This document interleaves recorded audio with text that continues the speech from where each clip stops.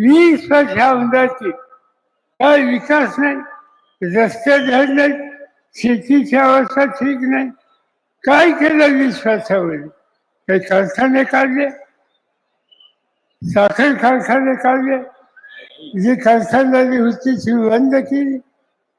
नव्या पिढीला MIDC मधून रोजगार दिला. काय केलं हातामध्ये? आजूबाजूच्या जिल्ह्यामध्ये प्रगती दिसते. नाशिकमध्ये गेल्याच्या नंतर दुसरं चित्र दिसतं. पण या तालुक्यामध्ये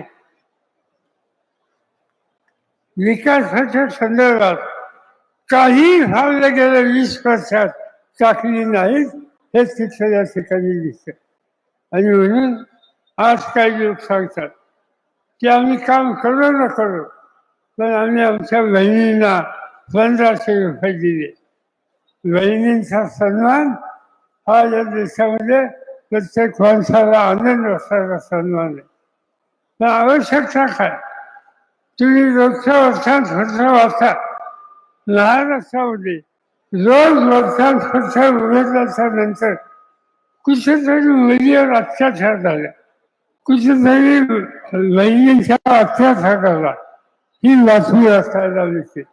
1500 रुपये ठीक आहे, पण 1500 रुपयांपेक्षा आमच्या भगिनींची अभिनव वाचवणं, त्यांना संरक्षण देणं, त्यांचं रक्षण करणं याची खऱ्या अर्थाने आज गरज आहे. पण त्याच्याकडे आजच्या सरकारचं लक्ष नाही. लोकांची फसवणूक हे करण्याच्या उद्देश काम या ठिकाणी घेत आहे.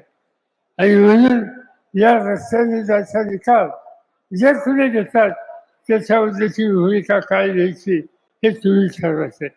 तर आनंद या ठिकाणी आल्याच्या नंतर संदीप बेलसे आणि त्यांच्या सहकार्याने लजनी मंडळांचा सन्मान केला. महाराष्ट्र हा लजनी मंडळांचा आदर्श केलेला.